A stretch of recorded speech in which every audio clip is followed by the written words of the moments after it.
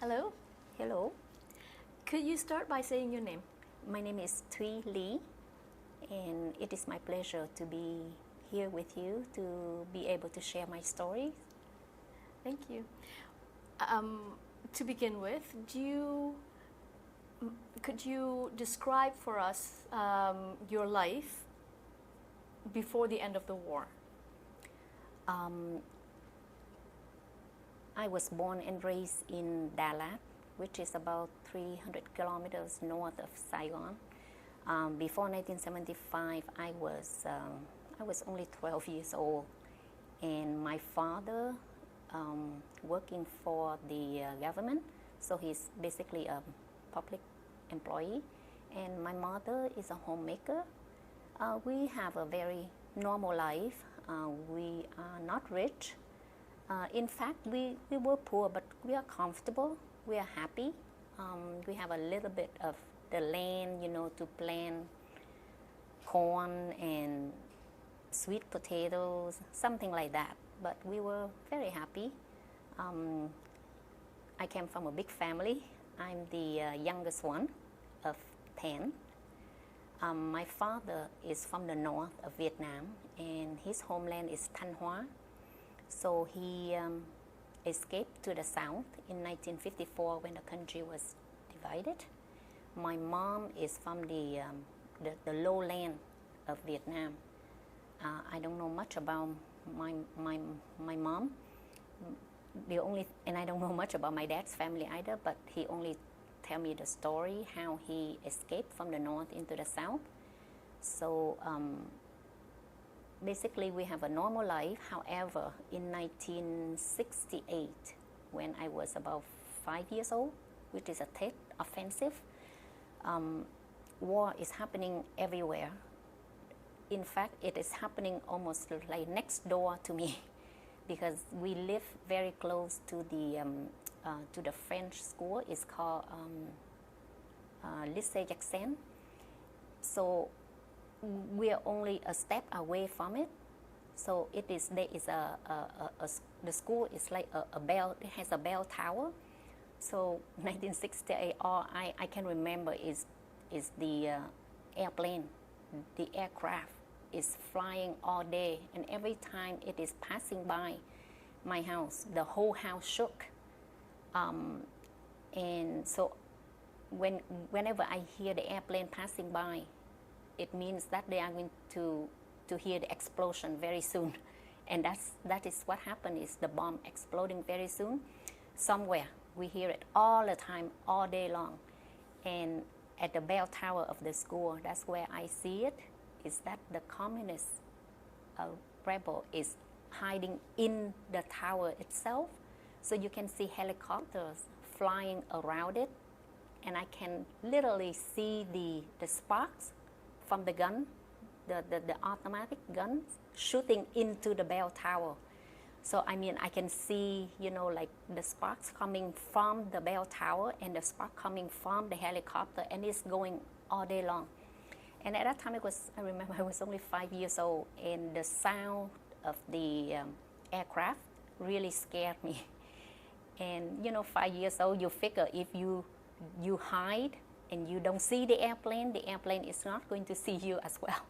So I used to go under the table, hiding with a blanket over my head, just to hope that I don't hear it anymore. But basically, I was home with my brother, and I think my brother was only 4 years older than I was. So basically, he was a child himself. So he went to the washroom, and I don't know what to do. So I went under the table and covered myself with a blanket and hoped that I don't hear the roaring of the airplanes anymore. So it was very traumatized for me at a young age. And I can't remember exactly when it was, but around that time, the bomb fell right next to the house, but it did not explode, because all I can feel is the house shook, the whole house shook. And my house and where the bomb fell is only a wall away. So when the bomb fell, it created a huge hole, but it never exploded, because if it did explode, I wouldn't be here today.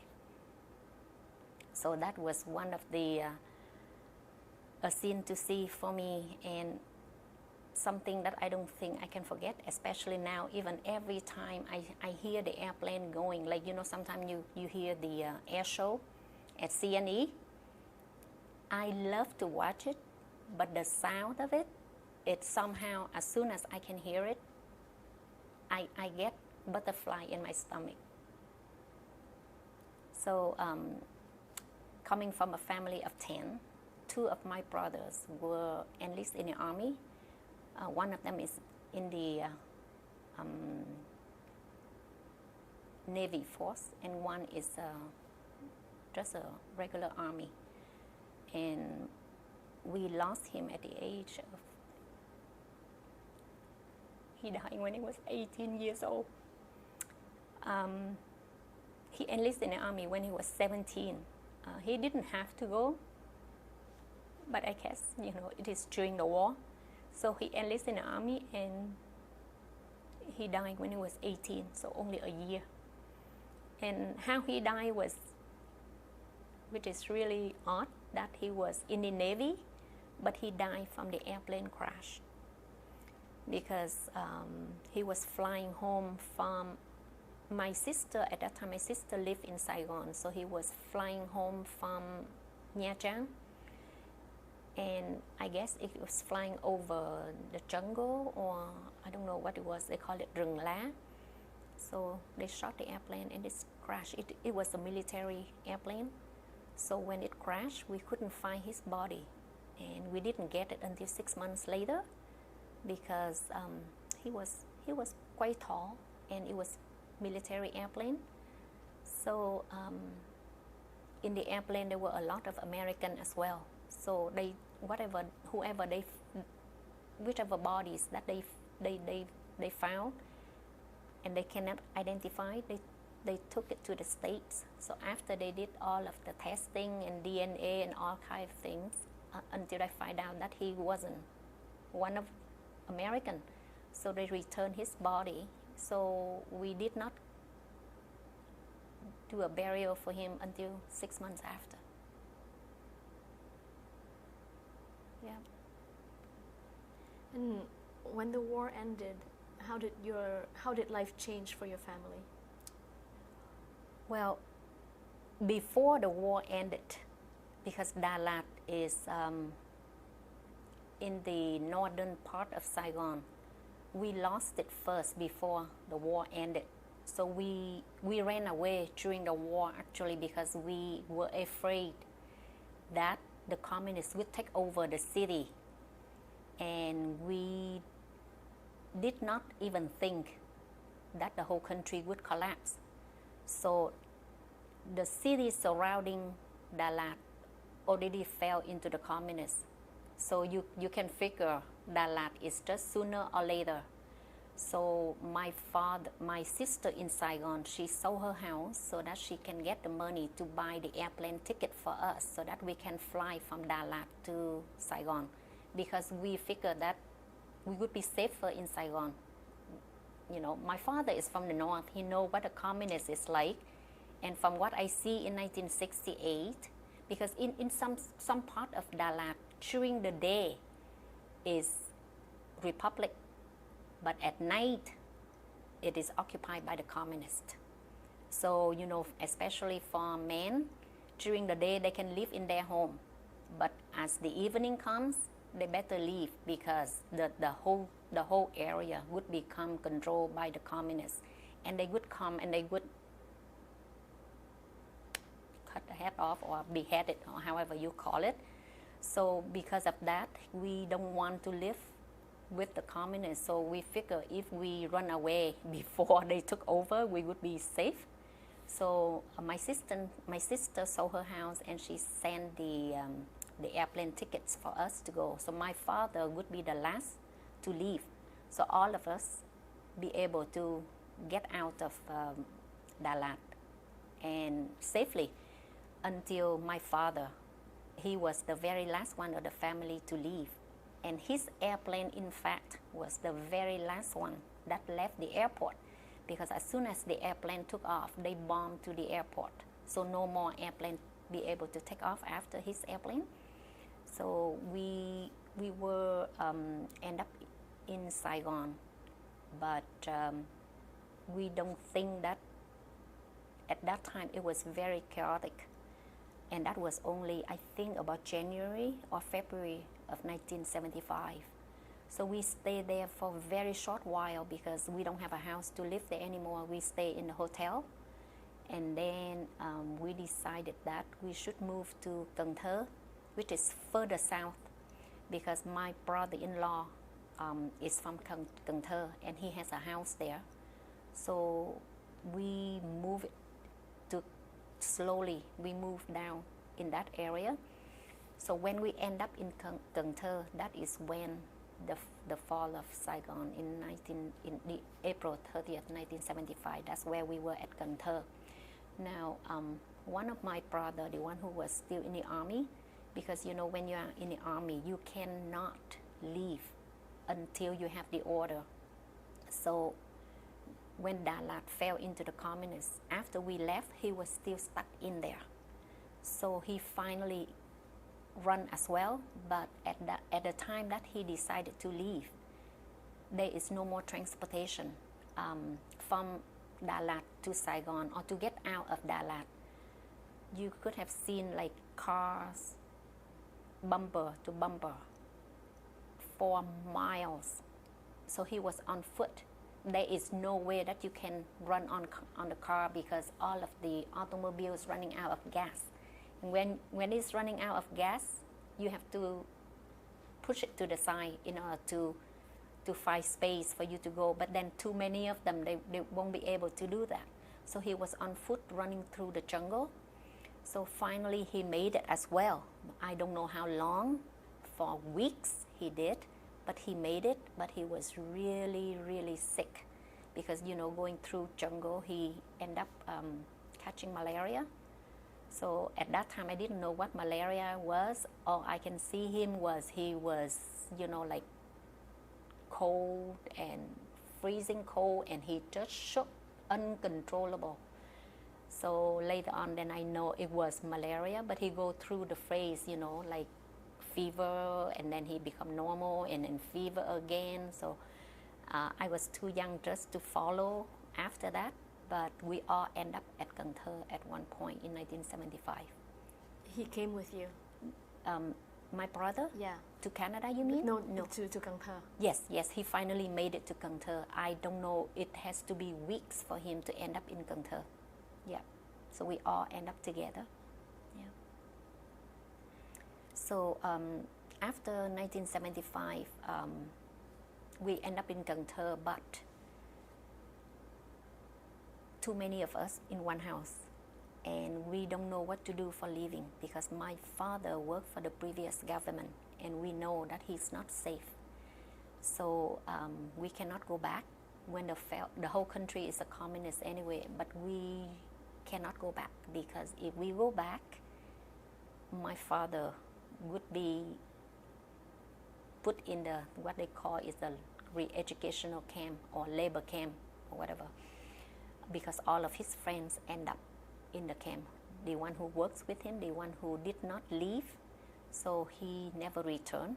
So we decided that now we don't know what to do. What do we do for a living? We don't know what to do for a living anymore because my sister used to work for a pharmaceutical company. Then after that, everyone is out of work. So we decided to stay, you know, on a very low life. So we moved further south. That my brother-in-law has a piece of land, a farmland basically, in a sort of cái vùng quê, countryside. A countryside, yes. So we moved to a countryside, very undeveloped. It doesn't have anything. We moved there, it's just a piece of land. So we decided that, you know, we build a house or a hutch that you call it by the coconut leaves, and then, you know, a place for us to have a shelter. So we learn how to farm, we learn how to plant rice, and I was 12. I was 12 years old. So at the time that we end up to be in the countryside, there are 14 of us, 4 children and 10 adults. And the 4 children, they are my sister's kids. They are all under 6. So some of us is doing farm works. Some of us is selling, food on the street. We do whatever we can to make a living. And so my brother, myself, we plant rice. So we learn how to plant rice, and we learn how to harvest rice as well, which we never did. And we just learn how to survive. But that's not the end of it, because they don't leave us alone. Because even though they don't know who we are, because we never tell them the truth, who we were.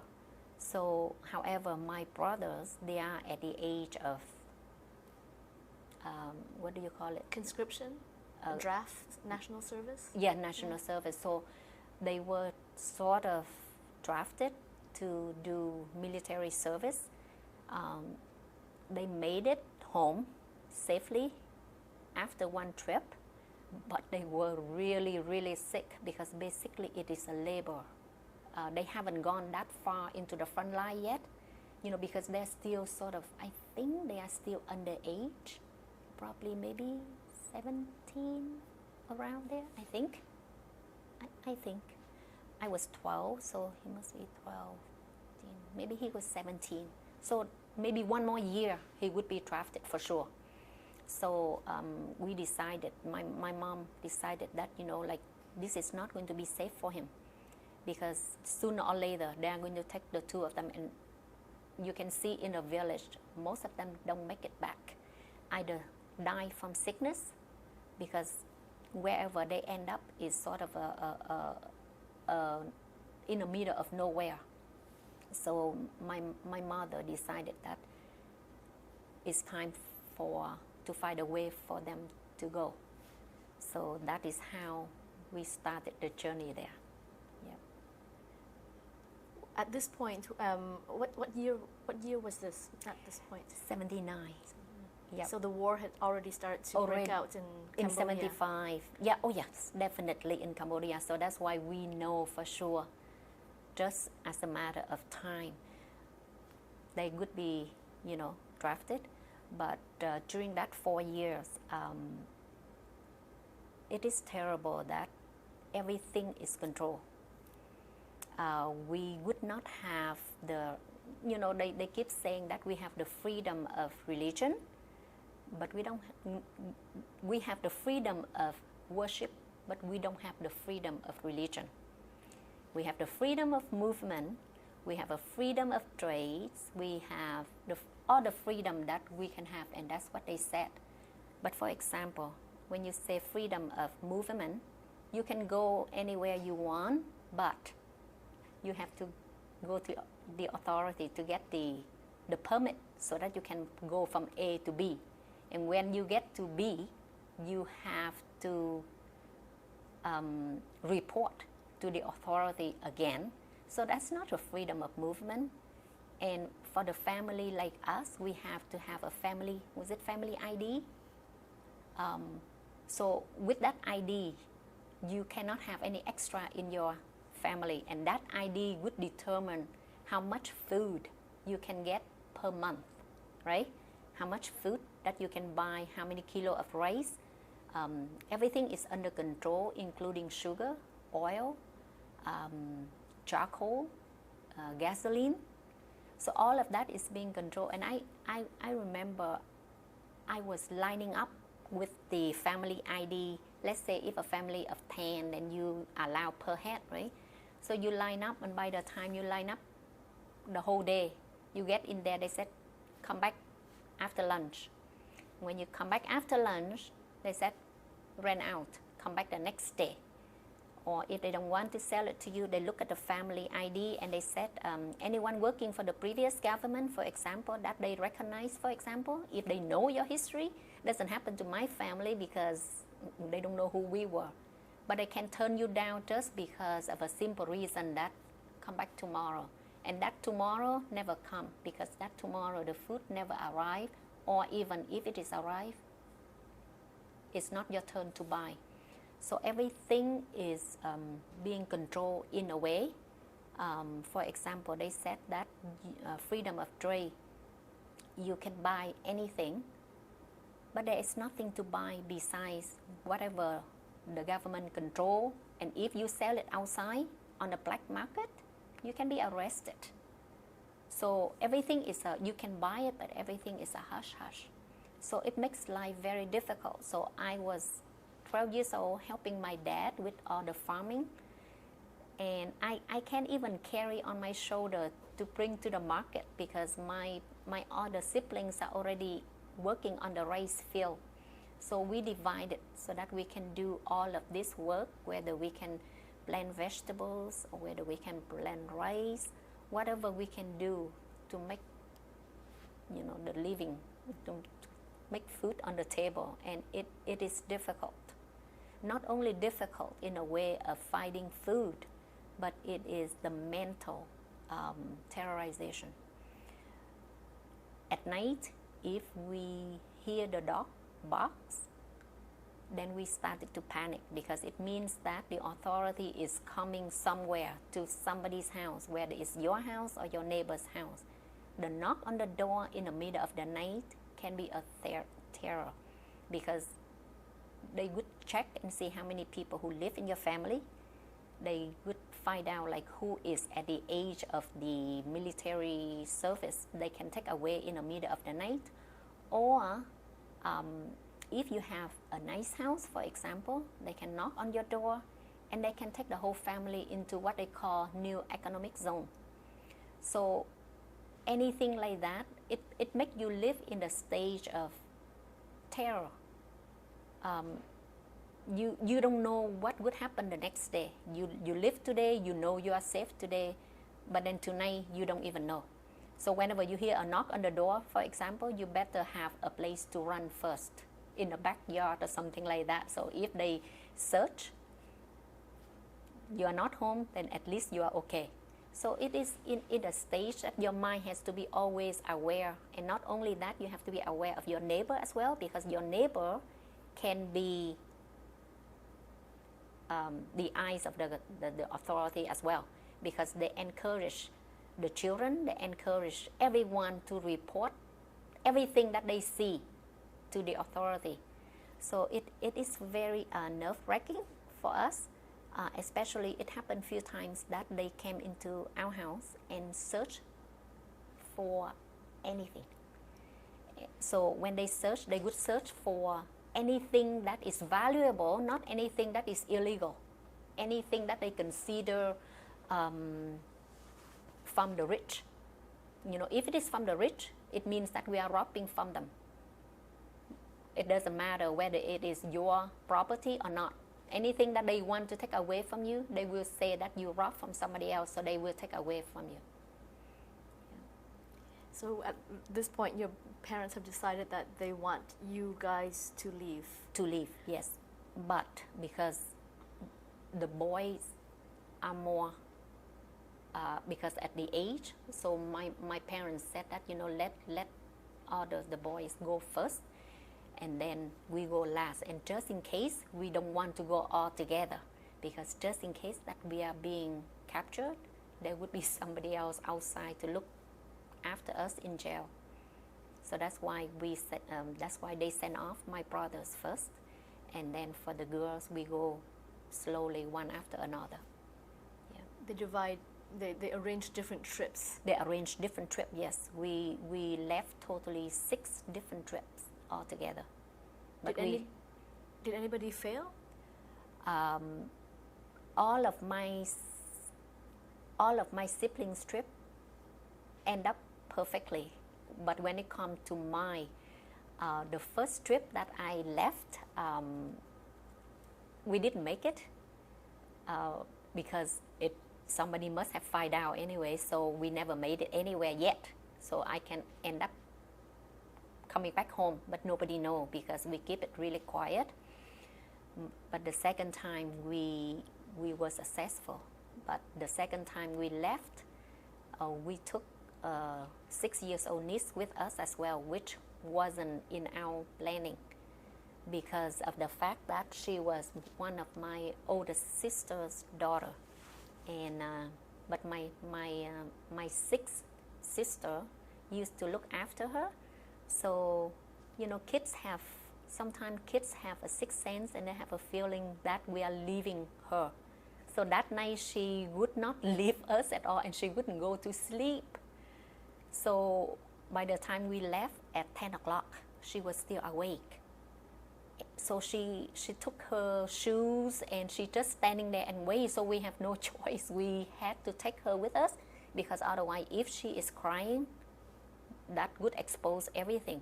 So we end up taking her without planning. And she was only 6 years old.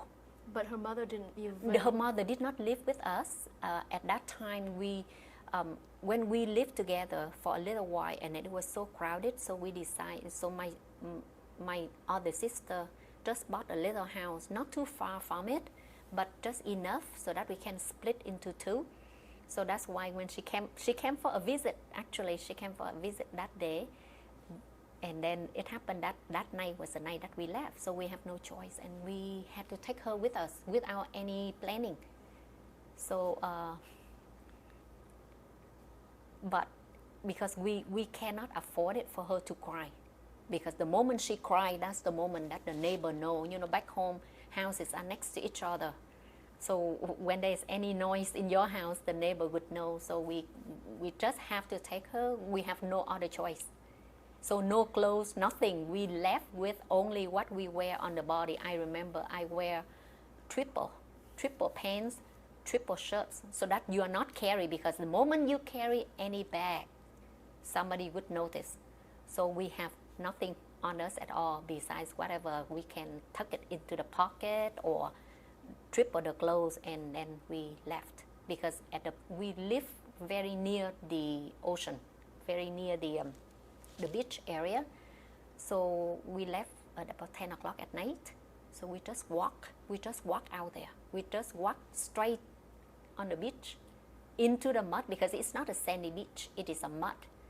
It is sort of a fishing village. So we walk through the mud and get on to the sort of a canoe lake. Yep. So it was you, sister number 6? Yes. And the daughter of sister number 2? Yep. Yeah, my eldest sister. Yeah, and because my niece wasn't in the plan, so when we walked out through that path, I mean, she was 6 years old. You cannot expect her to walk in the mud. So, but there was a guy that was sort of helping us to go through it. So he ended up carrying her on his shoulder because the mud was up to the thigh. Because you walk, in the shallow end, it's okay, but as you walk further out to the beach, it gets deeper and deeper. And my sister, I work in the rice field, so I know what it is like to step on the mud by barefoot. But my sister, she doesn't work in the field. She usually, go from city to the city, transport stuff from one city to the next to sell. So for her, it's just a nightmare. She was so scared, but there is no other choice. So when she walked out there, so finally we got onto, at first we thought that it was a boat that we get on, but it wasn't a boat. It was just basically a canoe because it's too shallow, right? So we hopped on the canoe, and then from the canoe, we sort of paddling quietly in the dark to get onto the boat. And at that time, I think I thought in my head it is a big boat, but it wasn't. It was, by the time we got on the boat, we looked at the boat and we said, this is it? This is something that we are leaving Vietnam with? But it's sort of, there is no way back. We were so desperate to escape. because at that time I was young, but I figure, there is only two choices. Either you escape, you may die, but you have a chance to survive. So there's 50-50. But if you stay, we are thinking we are 100% dead. So we'd rather take a chance of 50-50. If we make it, we are alive. If we don't, then it's the same as we were, stay in Vietnam. Because at that time, it is very dark. There is uncertainty future. There is no imagination of what tomorrow would be like. Since I left my hometown, I never went back to school because of the fact that we don't know what the future is like. Especially there is no money, nothing. We had absolutely nothing besides the clothes on our back. But even so, from what you know, how did your sister, the one with the 6-year-old daughter, who's now leaving, how did she feel about her daughter leaving? At that time, to be honest with you, my sister would be better answer that question. But for me, at 12 years old, no, at that time I was 17.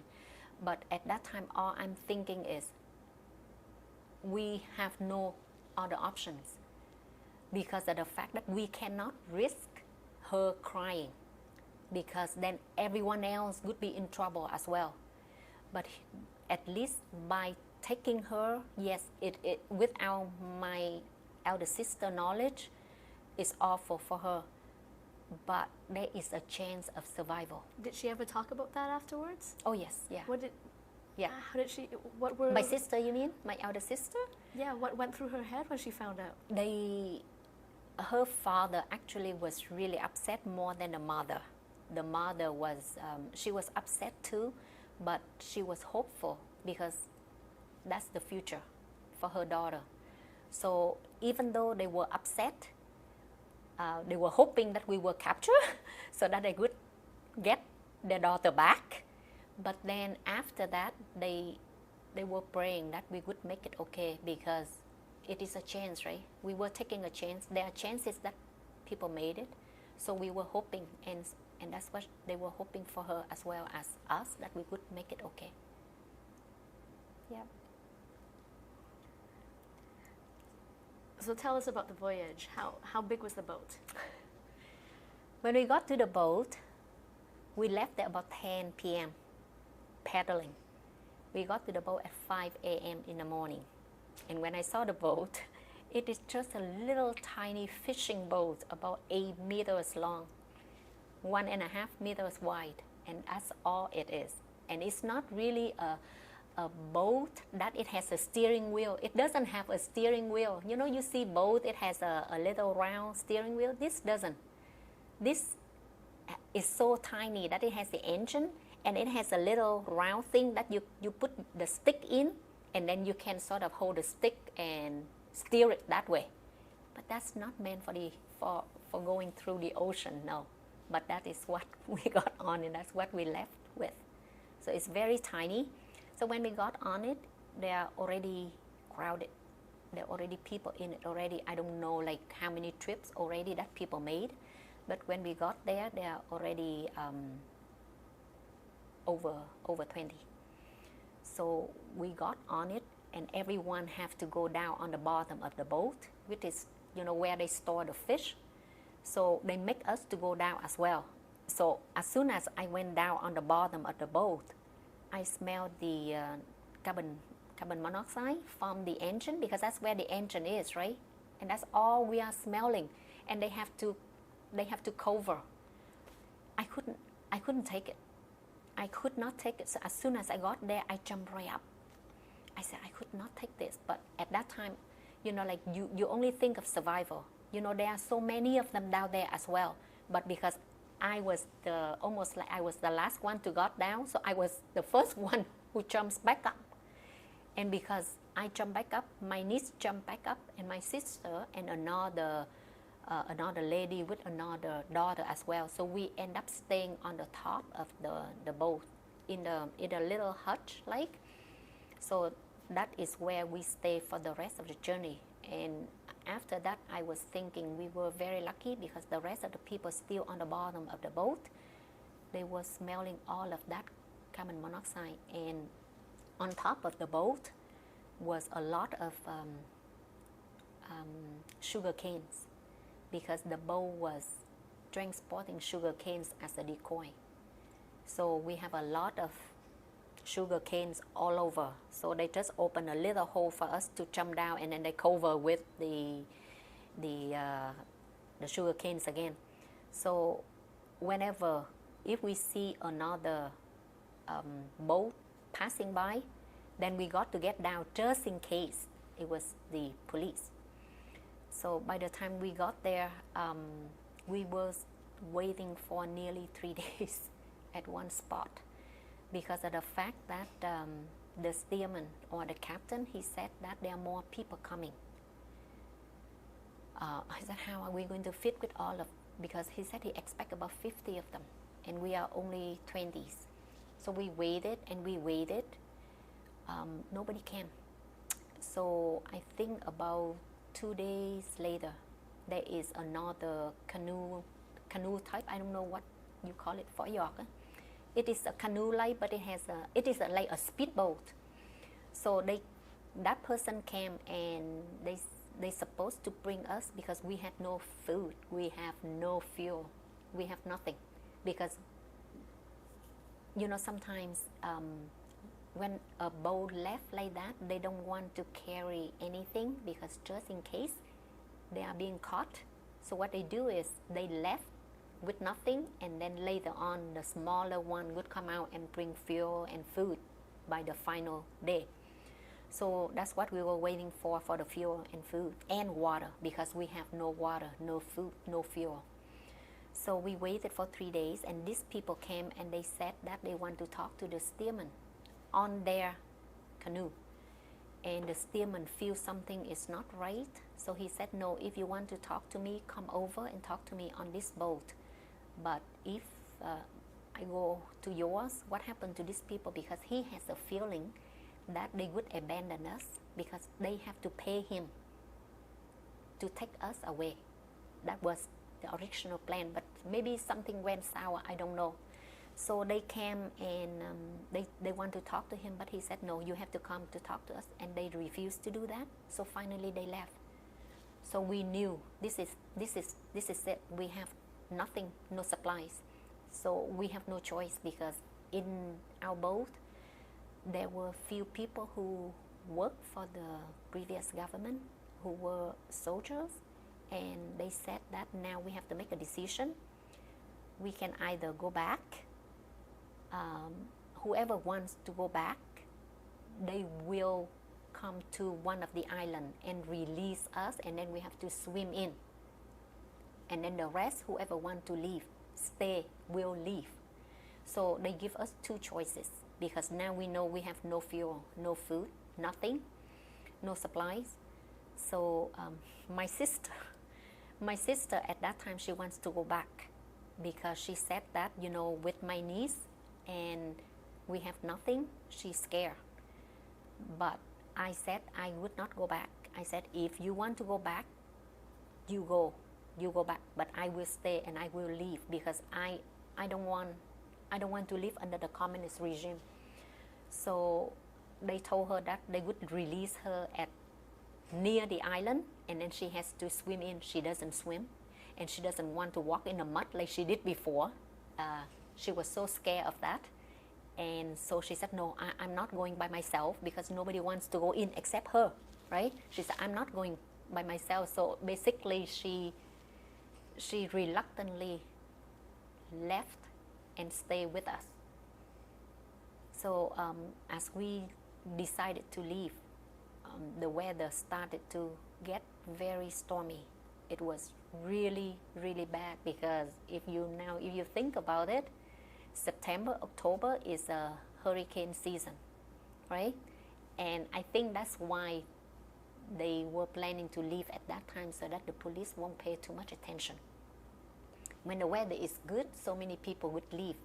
They would watch for them, but because the weather wasn't as good, so they decided, this is a time to go. So we decided to leave after that, and the weather was getting so bad that I did not think that we would make it at all.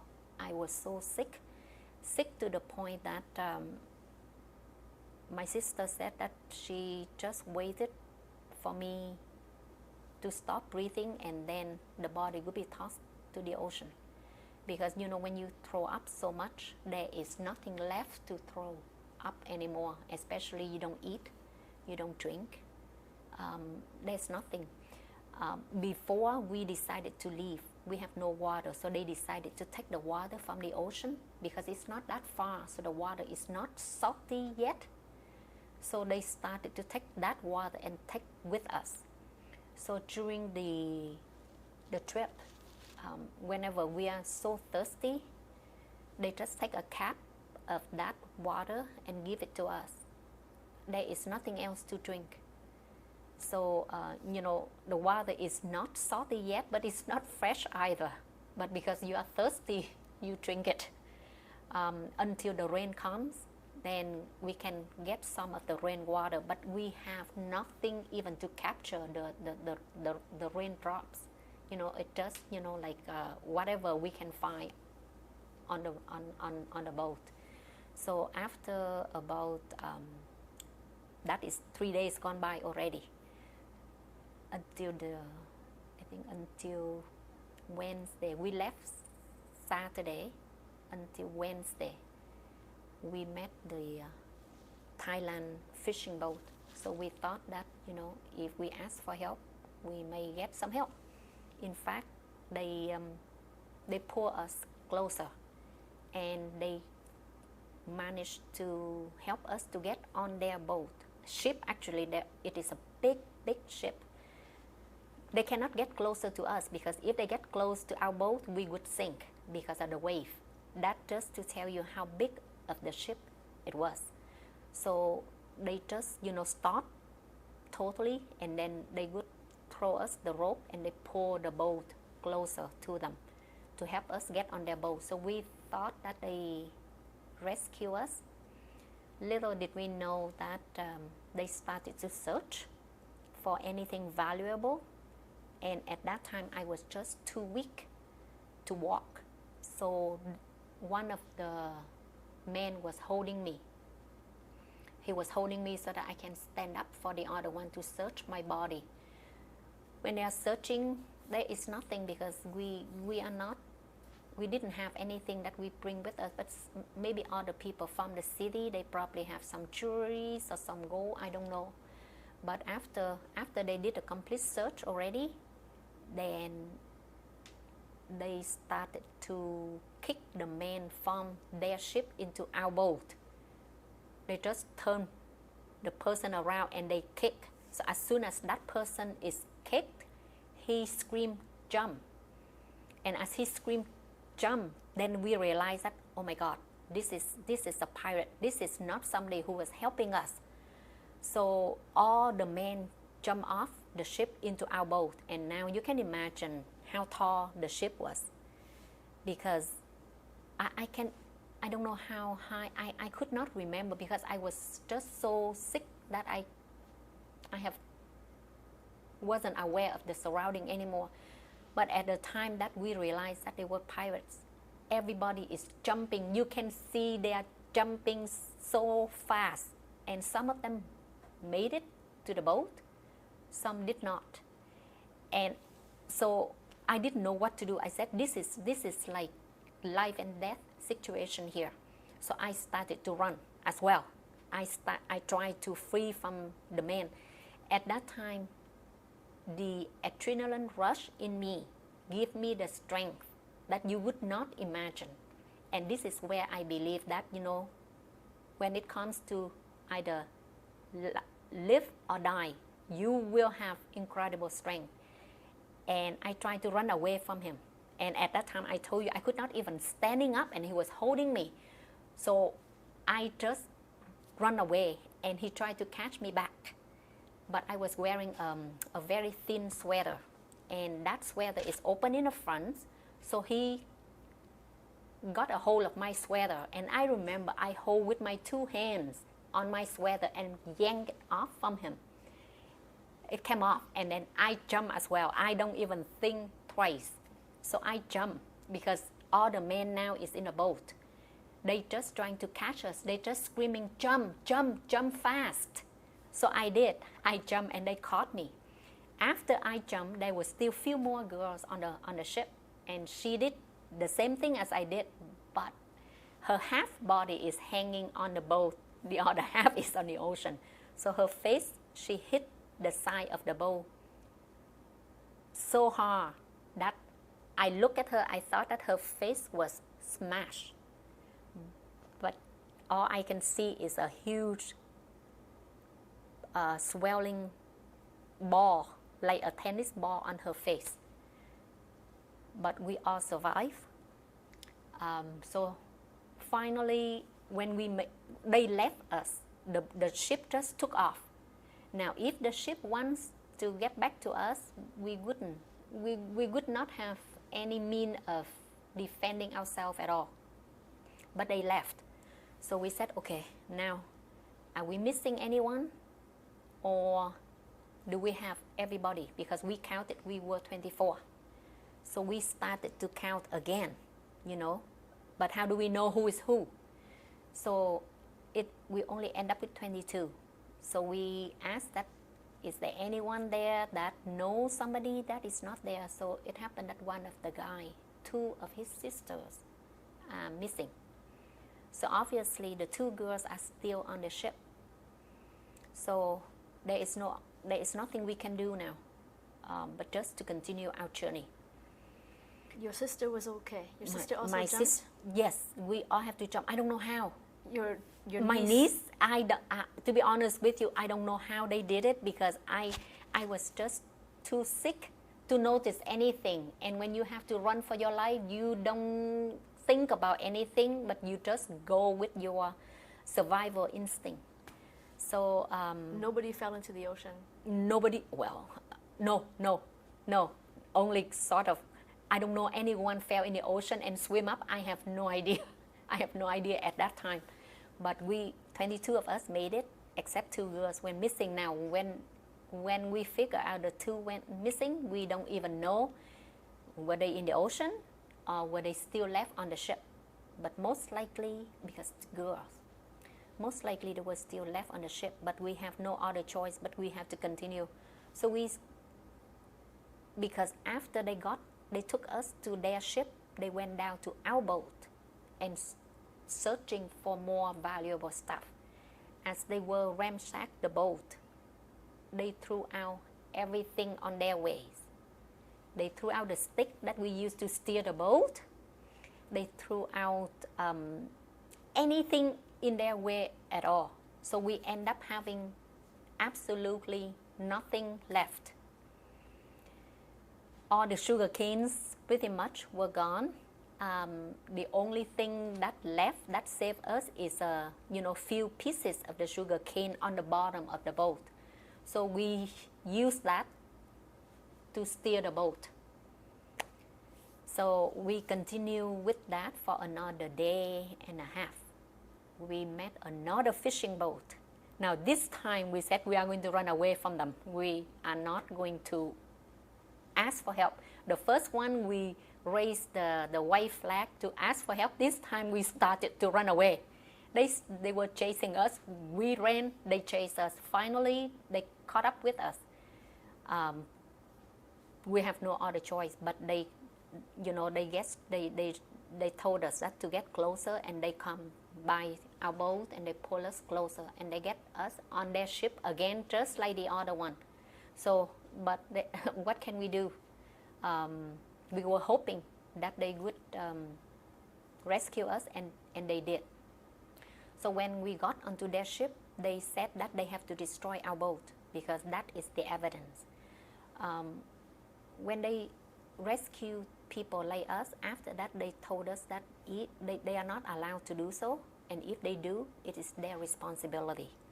So what they did was they took everybody up with all our belongings, and they said they have to make the boat sink. But before they make the boat sink, they asked us to see whether they can keep the engine, and we said sure, take the engine, so they can have the engine, but the boat have to be sink. So they make the boat sink really fast, really quick. So they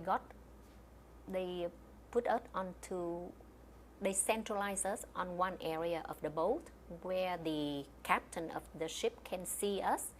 Now that is a signal for me that not all of them are good, but not all of them are bad. We were lucky that the captain of this ship, he was really good, and he was looking out for us. So he want us to stay in one, especially women, he want us to stay in one area, no walking around at all. So they started to cook porridge, give us water, they fed us, and then we continued the journey with them for another day until I think about 2 o'clock the next day. It is a long time. I remember we just continued to go on and on and on.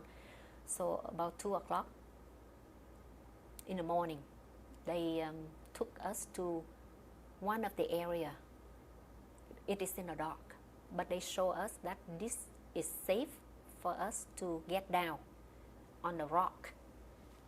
So, and as soon as we get there, they show us the map. We have to go and look for the police, otherwise we would be brought, right?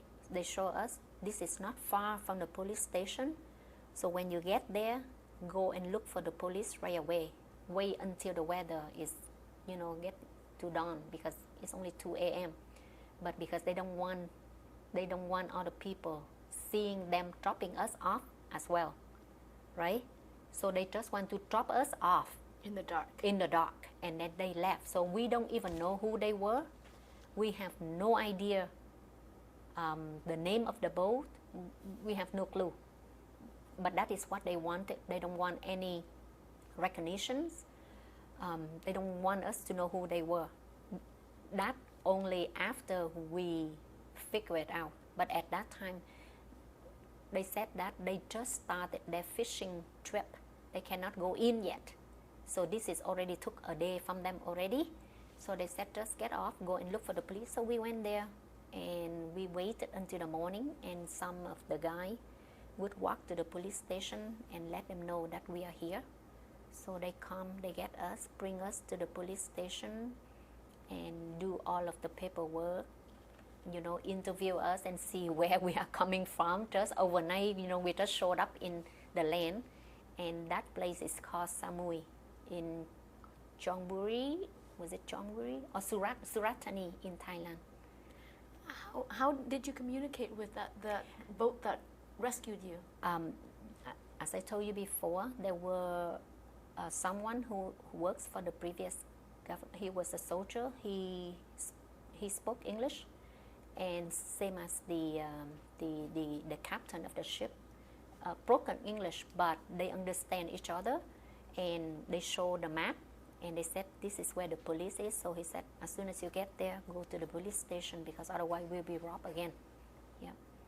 And then what did the police in Koh Samui say? Honestly, I have not much information. All I know is that we are being interviewed. We were being asked individually of how do we get there, and who rescued us, and do we know the boat number? Do we know? We have no idea. But they have, after they got us to the police station, they do all of that interview, and then they get the people from what do you call it? United Nations. UNHCR? Yeah. Yes. Yep. To interview us as well. So after that, I think we stayed there maybe for a day, and then they sent us to another boat and take us to another island, another police station actually, but I guess it is in a bigger town, I suppose, still in Suratthani, but it's called Bendo, I think.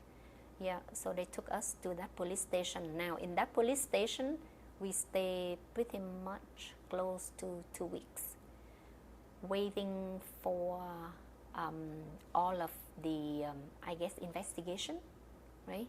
Because they have to wait for them to come and see us. Doing all of the paperwork, I remember, asking the same question again and again. How do we end up here? How many people? And what happened to the other 2 girls? Now they want to know what happened to those. Who are those people? Do we recall any of those? None of us recall anything at all. So finally, they came with a bag of supplies to help us out with, toothbrush, change of clothes, all of the personal items, hygiene items to help us to start it with. And then they bring us food so that we can cook, and we stay there until further notice. So we stayed there for about 2 weeks before they transport us to Songkhla camp, into refugee camp. And how long were you at Songkhla? I was at Songkhla camp for nearly 5 months. Yep. And how was it decided that you would come to Canada? My brother left before us, and he came to Canada. He ended up in Malaysia, and from Malaysia, I guess, the government of Canada, each year, each country, they take so much refugee camp. So he ended up to be one of those. He ended up to be in Newfoundland, Canada. So at the time when I came to refugee camp, we have no choice of going anywhere, because their priority is to unite the family. So we have to go to Canada. Yeah. And what were your first impressions of Canada when you arrived? Cold. I remember when I landed in Montreal, when the airplane was still circling in the sky. I was looking down, and I don't see a soul. I don't see anyone. And all I'm thinking is, they must take us into a place where there's nobody left. I was really scared, because all I can see is trees without leaves. My first impression is, if the trees has no leaves and the tree cannot survive, that is an awful sign. And I look at the parking lot, I see a lot of cars, but are they all covered with snow? And I'm thinking, all of these cars are not working. Why do they let it sit there, right? I said, oh no. I said, we are dead meat here, like we end up nowhere here. Even though, in refugee camp, they were showing us video, and they give us a lot of head up how Canada is. But still, doesn't matter how much you prepare, you only see it on the video, but here you see it with your own eyes that there is nobody around. So I was pretty scared.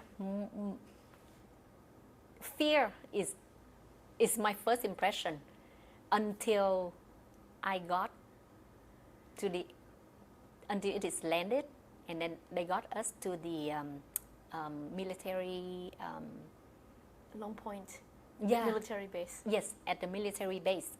But at that time, I have nothing but just a flip-flop, right? And I arrived to Canada on the 21st of March, so it's still a lot of snow. So I have flip-flop, basically barefoot. So the bus is taking us from the airport to the military barrack. And then when we go through there, we go through all the procedure. And this is something that I want to share with you, something that I never thought of. It was very embarrassing. But I hope that it doesn't happen to anyone again, because at that time I just think that we have no other choice. We just go with the flow. When we got to the barrack, they told us that we have to go and get a shower, right? Because they want to, basically it's just to decontaminate us, basically, right? So they told us that we have to take off all of our clothes and go through one by one to the washroom so that they can squirt some of the disinfectant on our body.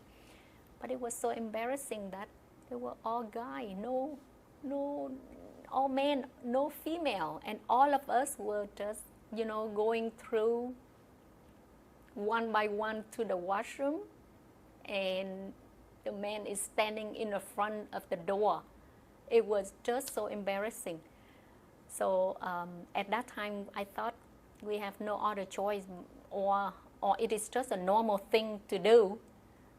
Little did we know that, like they could have a female to help us out, that would be better. But because, as I said, it was so, we were scared, right? So my first impression for me, when I went to the washroom, you know what I did? I opened my mouth and I drank the water from the shower. I just opened my mouth and I drink, and I said, oh my God, this is so sweet. Because, from Thailand, Songkla camp is located right on the beach. Really beautiful, but I mean, you're not in a stage of mind to think that this is a beautiful scenery. But the water is never fresh enough. So I stand in the shower and I drink so much of the water. But at least I'm thinking, this is a land of freedom for me. This is how my life will start from here. So I was arriving with a lot of hope for the future. Especially now I know that I can do anything that I want. I can say anything that I wish, that I don't have to be afraid of what I say could get me into trouble. Like at home, you really have to keep your mouth shut. You cannot express yourself of how you feel. So, but with the help of the people, when I arrive, with the help of them, I feel that, we are very lucky that we have people to look after us as soon as we landed. So that is a very positive thought that I have. Yeah.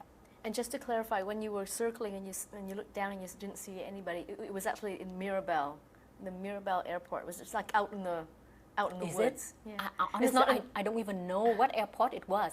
But it was funny. After that, at about 5 o'clock, I think, then I came out again and I said, all the car that I see on the parking lot before disappear. I said, so because people get out from work, right? Because back home you see people on the street all the time.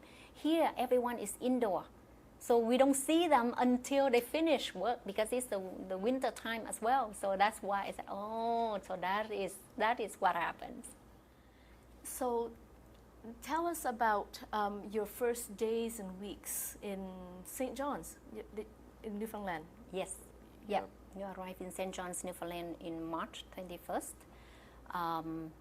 Actually, after March 21st, I arrived in Montreal, and then I think a few days later, we flew to St. John's, Newfoundland, and at that time, I have my brother already there, but they have the counselor from the immigration officer from the government come and greet us, and his name is Tom, and all I remember is the first name only.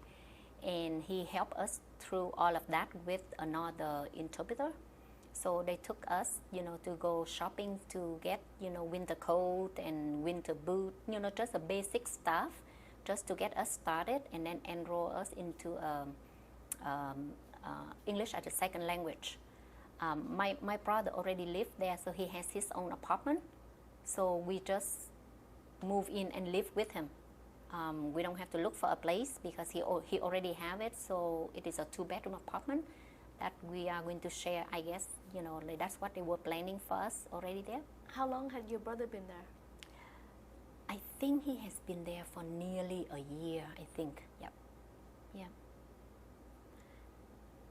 And so you went to school for the first little while? Yes, they allow us to go to English as a second language for 6 months, even though I was only 17 years old.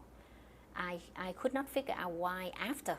This is after I was wondering, like, why did not I get to go to high school because I was still underage, right?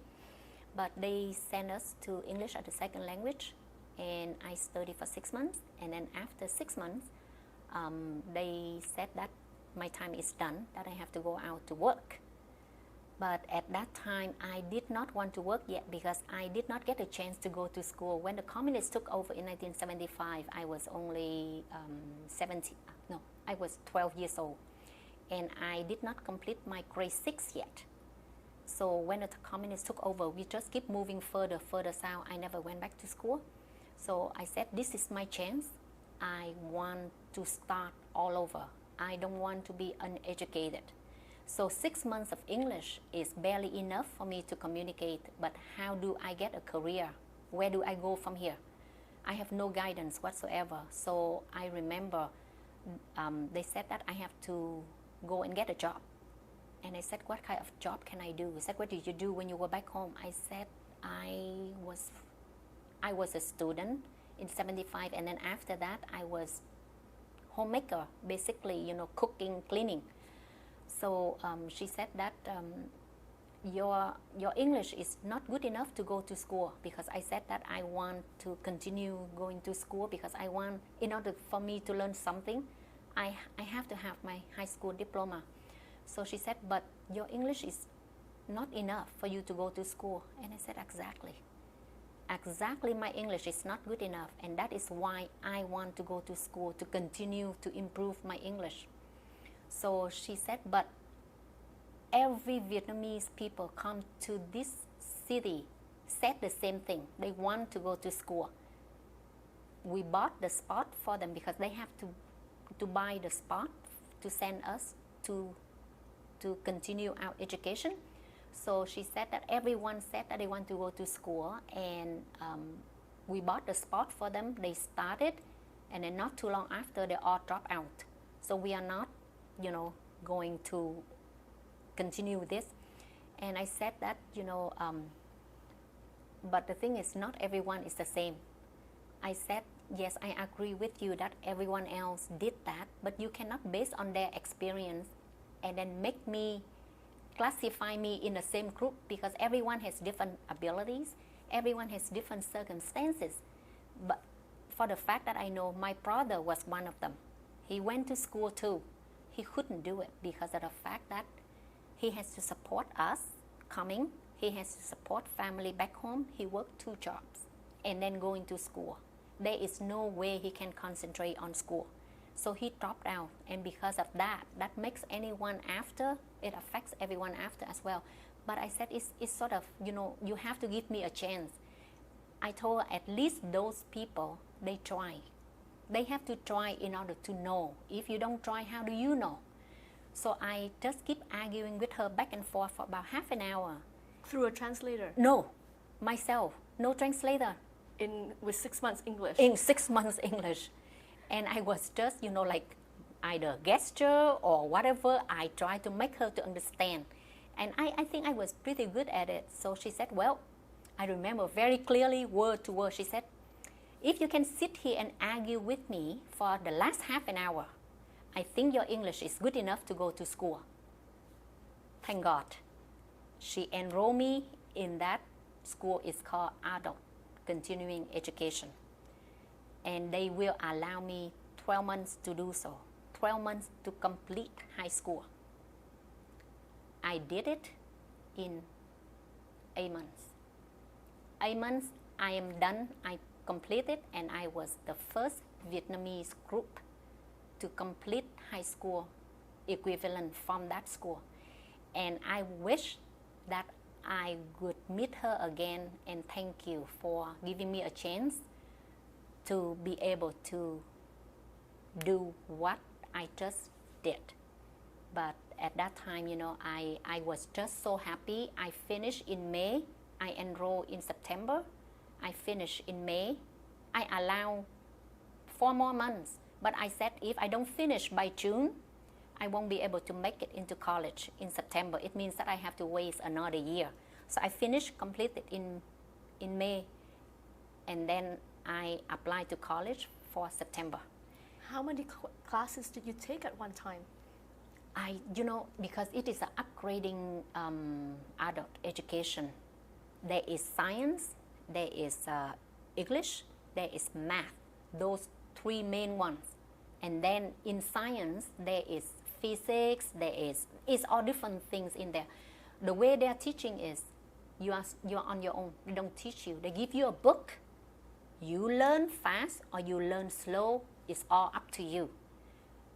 There is teacher sitting there and a whole bunch of students, but we all at different levels. So we all learn at different levels.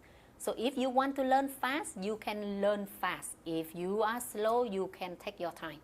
So I don't want that. So I learn day, I learn night. When I'm ready, I write my name on the board. I'm ready for the test. Like for example, let's say if it is electricity, I'm ready for that chapter. I'm ready for the test. I write my name on it. Then I would go to a different room, write the test. I'm done. The next day, if I'm ready for another chapter, I can do so at my own pace. And that's how I get through. The toughest is the English. My teacher's name is Miss Sengkra. I remember her very well. She is the toughest English teacher you can ever get. And she can be very, very strict. And nobody, I think all of the Vietnamese people go to that school, they pass everything else but English. So they can stay until the full 12 months of English, and they couldn't make it with her because she is very strict, she is very tedious, and she marks very difficult. One essay you can write 100 times until perfect before she can, until it to her perfect before she can let you write another essay. And because of her, I became who I am today. Even though she is very strict, but she marks really fast. If I give it to her now, 5 minutes later, I know what I did wrong. Then I can write again for the next day, or I can write again for the next hour. She can mark as fast as I can write as well. So I appreciate it so much, and she, like that, this is where it is so important, the guidance, the guidance of the person, the instruction or whatever you call it, it have to come from the right person for you to follow. And because of her, I think my English, the way I pronounce, the way I write, I remember she correct every single little one. And so after that, when I finished, I got my high school diploma, I applied to college. At that time, it is a little bit late to apply to college because, kids here, they apply in January. I finished in May, and I don't graduate until June. Even though I finish, I don't go to school, but they don't let you done until the end of June. So I graduated in June, applied to college with the help of my sister's sponsor, Peter. His name was, he works for the College of Trades and Technology in St. John's, Newfoundland. He said that everything is full, and he asked me, what do I want to do? I said, I want to be a pharmacist. But I was not confident with my English. At that time, I thought, okay, being a pharmacist, you have to talk to customers, you have to talk to so many people. I'm not sure I can do that. So I told him, I said, introduce me to something that I don't have to associate with so many people. I can be in the background, So he said, okay, so there is X-ray, there is pharmacy, there is medical lab tech left. And I said, I don't like X-ray. Pharmacy is sort of too tough for me. So, okay, so let me apply to medical lab technology. So I applied and I got in. So the program was 3 years. I got a student loan to go to school, and it was difficult to get a student loan too. The difficulty that I encountered is that the student loan officer asked me that why I'm here. And I don't know how to answer him. He asked me, why are you here? I said, I came as a refugee. And I don't think he have I don't think he understands my circumstances. He said, if you can come here, your parents should be able to support you. Your parents should pay for your tuitions and all of this. I said, my parents are too poor, they can't, and I came here as a refugee. So I just want to get my student loan to go to school. So he said, okay, we'll look at your, applications. I waited, and I waited to December. I got nothing. So I went to my teacher, my English teacher, and I told him, my math teacher actually in college, I said, at that time I have no money because, the government, when I was in school, in English as a second language, they give me $70 a week. So $280 a month that I have to pay for my bus, my food, and the rent with my brother. So then after that 6 months, I have no other income, right? So when I was hoping that I could get a student loan, and that never came at all until nearly Christmas. So my sister usually pay for my bus pass, and I absolutely have no money left. So I said, I don't know whether I can continue with this. So I was in tears, and he said, why? He said, you are doing so well. Why are you thinking of quitting? I said, because I have no money. He said, are you not apply for student loan? I said, I did, but I don't get it. He said, why?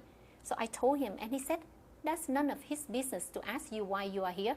So he said, let me look after that. So he got on the phone, and I don't know what he said with them. The next day, he said, don't worry, you get your money next week. So I got my student loan through, and I continued with my program. So I completed at the time I supposed to, but I was so proud that when I struggled a lot with the course, because again, English wasn't, I had only 6 months of English.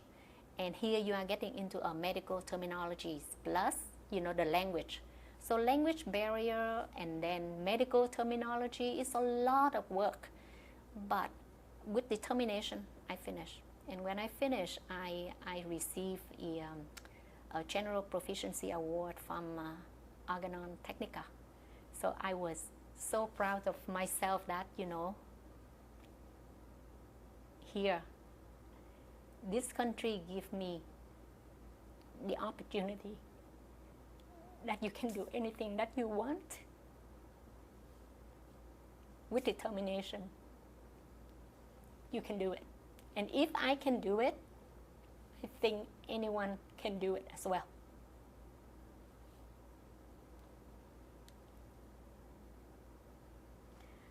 Can I ask you about, in the meantime, your sister, number 6, yeah, she came with you. What was she doing? She was working? She was working. She when I went to school, she had to work because she's 10 years older than I am. So she was a seamstress back home. So they got her a job in a clothing alterations. And talking about finding a job, they found a job for her. But at that time, we only rely on one source to get a job, which is a counselor. So if the counselor said, okay, go to work there, then we know we will work there. And if we are not happy with it, well, we don't know what to do. And that is what happened to her case. She wasn't too happy with her job, but she wants to look for another job. And the person who looked a job for her, they told her that there's no other job. This is a job. This is the only job that you have. So she stuck with it, but then eventually after I was talking to her the other day, and she said the counselor told her that's the only job because the person who hired her did not want her to leave. So they asked the person who looked a job for her that don't get her another job because she only pay her 15%. The government pay 85% for my sister's salary. So basically, before she hired my sister, she fired another person before that in order to hire my sister for cheaper. And when she knew, because my sister was a very good seamstress and a good worker, but my sister knew that she was taken advantage of, so she wanted to leave. But then when she asked the counselor, they said that there is no other job. This is the only job for you. So when her owner sold the business, she told my sister, she said, I asked him to do so. I said, really? I said, so how did you know? I said, because she told me. How long did she stay there for? I A few years? I think a few years. Because I worked there in my summer as well. I worked at her shop in the summer as well as a clothing alterations as well myself for, few months, yep. And your niece, did she go to school? She goes to school, yes. She was only 6 years old, so she went to school, yep. And your brother worked two My jobs? brother worked 2 jobs, yes. What kind of work did he do? I don't know the work that he worked before, but I only remember when he opened his own business. He worked 2 jobs. I can't remember exactly what he did because you know what? My life is all, surrounded with books and struggling with language. I have no idea what goes around me. So I know he works 2 jobs and he came home, he barely sleep. But when he opened his business, I know that he opened a fast food business and he did really well in Newfoundland, back in Newfoundland, yeah. What kind of fast food? I think he cooked rib. He makes sandwiches. He makes soup, and it is right in the downtown of St. John's, Newfoundland. Yeah. How did he find the money to start up a business? I have no. At that time, I have no idea. Like how does it cost money to open a business? I have no clue. Now I could have asked him that, but back then I have no idea. And you also mentioned a sponsor, Peter, sponsor. My sister, my older sister. I have the 9th sister. I'm the 10th. She's the 9th. So she came after you. She came before me. She came to Newfoundland before me. Yes. Yeah. But she came in a sponsorship program. She came in a church sponsorship program, which is Peter and Elizabeth. They were one of her sponsors. Yeah. And eventually, did you reunite with the rest of your siblings? Yes. Yeah. We all end up in Newfoundland. Yes. All of us started in Newfoundland. Because even though she is sponsored by the church, it is a Newfoundland church in that same area. So we all live together. But when I came to Newfoundland, my sister already moved to Calgary. Because she came before me, and then, when you move to Newfoundland, if you don't go to school, it's really difficult to get job. So she ended up moving to Calgary, yes. And did your parents ever get out? No. But all of their children made it out. Almost all of them, except my eldest sister and one of my brother, the one who was in the military. It's only him and my sister left, did not escape the same way. But eventually my brother, who was in the army, he went to the States under, HO program. Yeah. And your sister, what happened to her? My elder sister, now she's in Calgary because my niece, the one who left with me, she ended up sponsor her. So they all reside in Calgary now. So your niece grew up pretty much without yes. her parents? She grew up with us, with me. Yeah. How old was she by the time that she managed to bring her parents over? She only brought her parents over in the last 10 years. Yeah. And now she lives in Calgary? Now they all live in Calgary, yes. Did anybody stay in St. John's? No. How come? I was the last one. They all left for Calgary, and I was in school, so I stayed behind to complete the program. And then I moved over here. But they left for Calgary. They couldn't make it, or they are not used to it. They moved back to Newfoundland, and then when they moved back to Newfoundland, they don't like it anymore either. Then they moved to Calgary again. So nobody left in Newfoundland. So when I left Newfoundland, I did not come to Ontario. When I left Newfoundland, I finished my school in June. The end of June, I left for Texas. Because, at that time when I was young, I wanted to live in Texas. I want to live in States. And when I was in refugee camp, I met my husband now, but he was my friend and he lived in Texas. So I decided to go and visit, I finished my 3 years, I decided to go for a trip. And I got to Dallas, Texas, and I applied for a job, and I got it within a week. So that was my first job when I was in the States. It was in lab technician? Lab technologist, yeah. So I ended up working in a hospital there I ended up working for about 3 months, and I did not like it. So I left, and I moved to California for a few months before I moved back to Newfoundland. And then when I got back to Newfoundland, I packed my stuff, moved to Toronto, because I got to work now. It's no more playing time. So I got to Toronto, and I got a job within a week. Like, at first, I just opened the yellow pages. I applied every lab that I can think of. And then the week after, the phone was ringing off the hook. That's so much job, then I can pick and choose. So you didn't wait for a job posting. I just applied. Back then, yellow pages, open yellow pages, and then write resume and send it through the mail. And then the week after, the phone is just keep ringing, and that gives me confidence. Oh, because I have no idea how easy it is to look for a job, right? So it's when I heard, the phone ring and just, interview here and interview there, I said, oh, so this is easy to get job. So I end up to work for one of the private lab. Yeah. So you were the first to move to Toronto from your family? Yeah. And the last to leave St. John's? The last to leave St. John's, yes. But then after that, remember I said that my sister and brother moved back to St. John's. So when I left the second time to Toronto, they were still there, but they did not stay there for long after. And then they all moved to Calgary. They did try here to come and visit, and it is just too crowded for them and too hot, so they moved to Calgary. Yeah. So how long did it take for you to feel at home in Canada?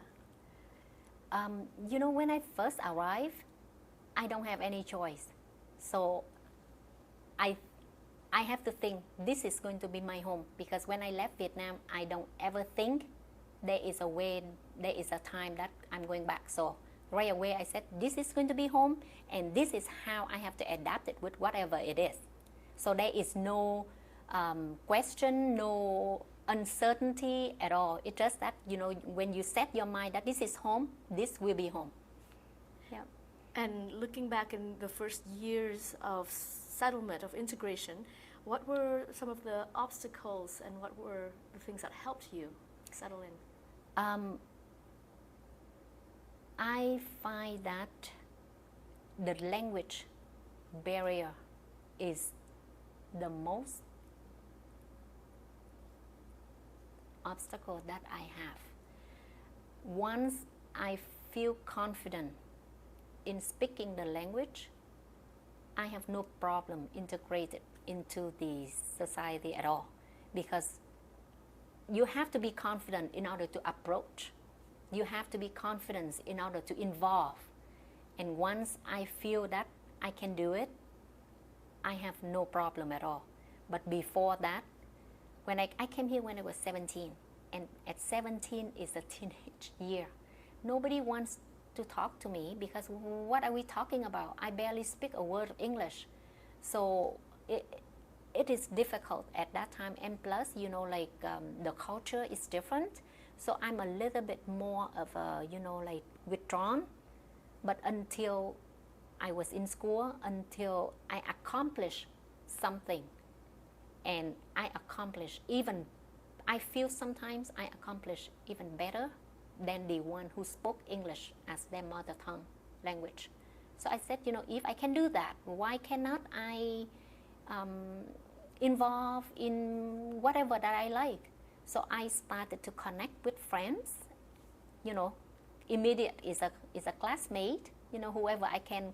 And then I started to go out and enjoy the weather. For example, skating, something that I never did in my life, like something that we never had before, and try something that the local people do. And that is the quickest way to integrate into the society, because you cannot change the weather. Weather is not something you can control. So if you cannot change the weather in the winter time, you may as well find something that you can do and enjoy it. And that is why I find that I integrate it into the society so quick like that.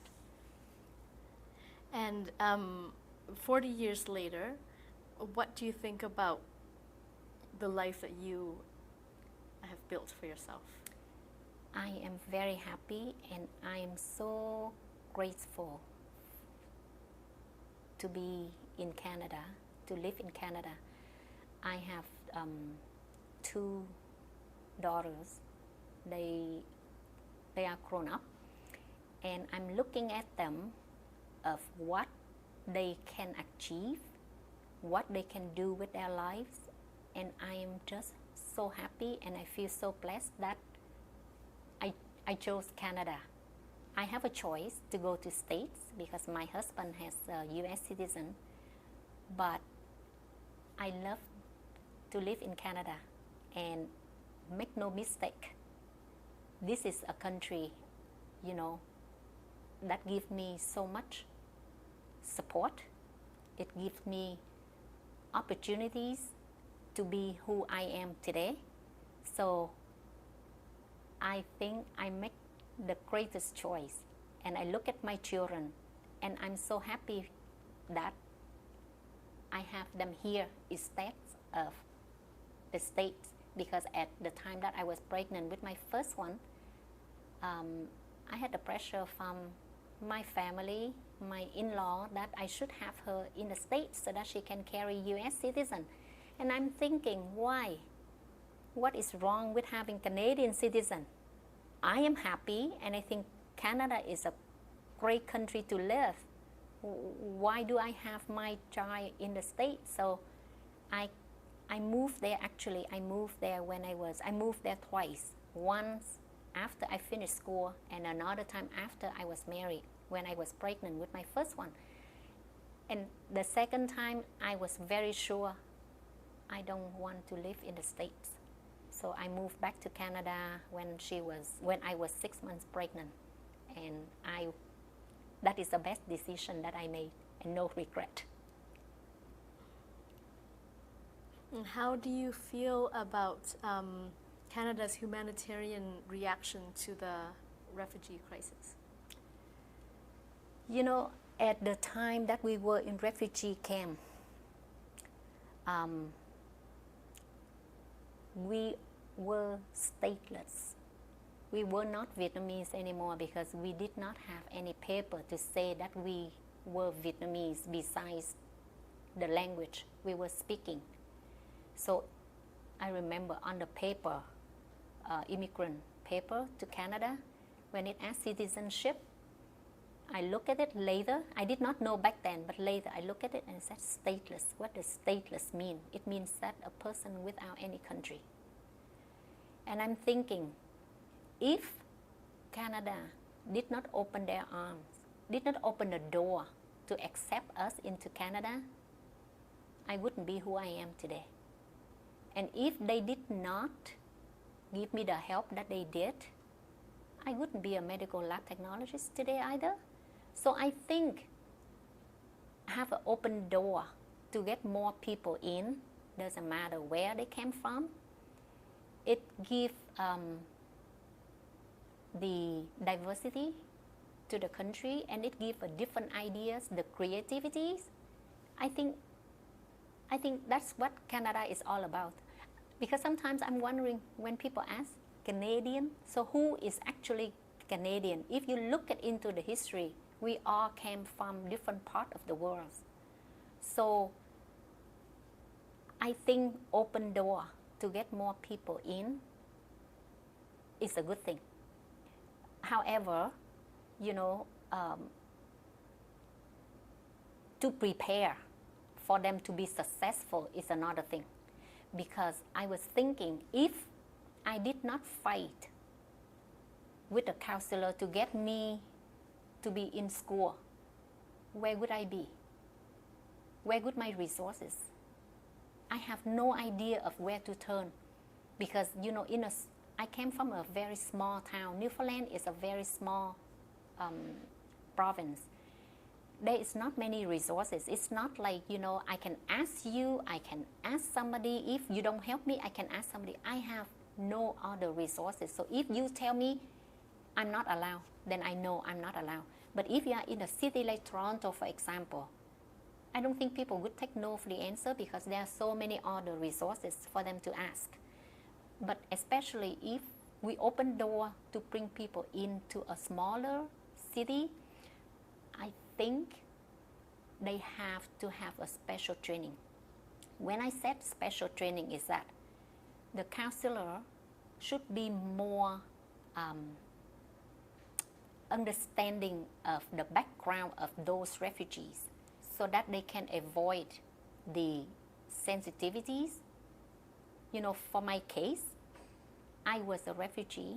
I escaped, and I was told that my parents should support me. I find that it was very difficult to digest. So if the counselor understands the background of those people they are helping, it would be very beneficial to guide them where they should go.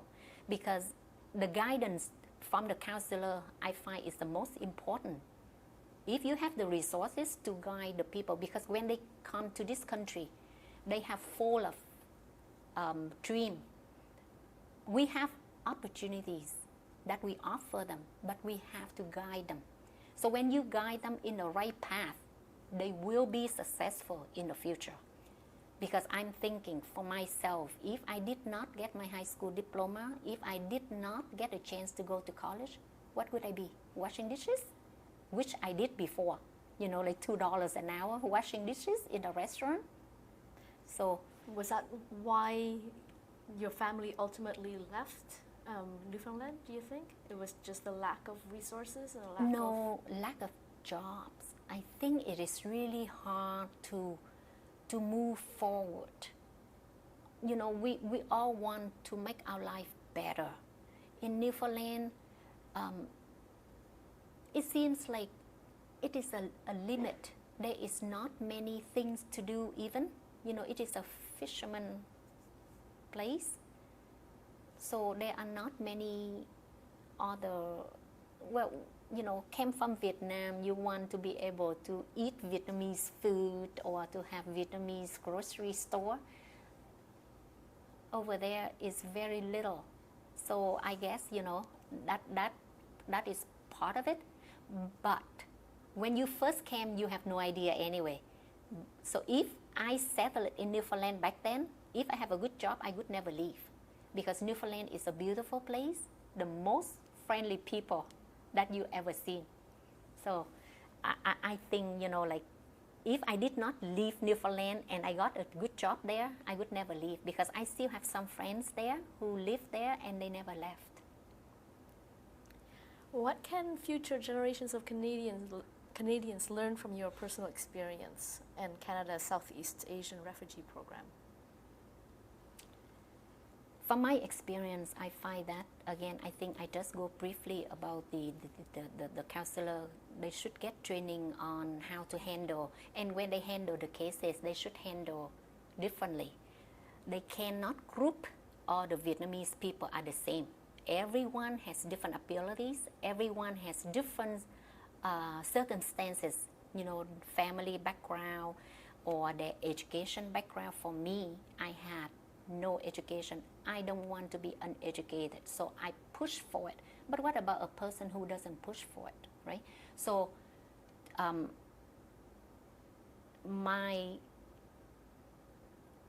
when I would like to say that for the future generation, you can do whatever you want to do. Go for it. Don't let anything stop you. Try it to your best. If you fail, at least you try your best, you know what it is like, and you have no regret. But don't let anyone stop you from your dream, because my dream was big, and I had nothing to support me with that dream, and I overcome that. So for the younger generation, don't let anything stop them. You know, dream big and pursue it. Go for it. However, one thing that I usually tell my kids is, when you are reading a lot of books, books are wonderful to read, but you have to be careful of what you are reading. You have your mind to think too. So you read it, use your mind to interpret. Because if you are reading books from Marxism or Leninism, they all sound wonderful. But look at what the country turned out to be under communism. Communism is a wonderful thing in a book, but in the reality it's not. So be mindful of what you read and be involved. Politics, you have to be involved in politics, and you have to know what is surrounding you. Don't even think, oh, you know, it is, I'm not a politician. You are not a politician, but every single day in your life, everything is politics. If you ever complain, that's politics, right?